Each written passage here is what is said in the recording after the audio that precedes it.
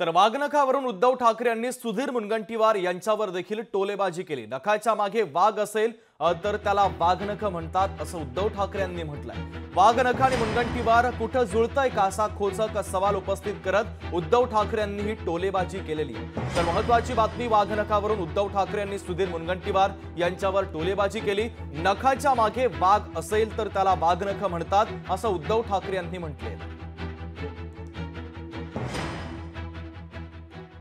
मुनगंटीवार, नखाच्या मागे वाघ असतो ना, तेव्हा त्या वाघनखाला अर्थ असतो।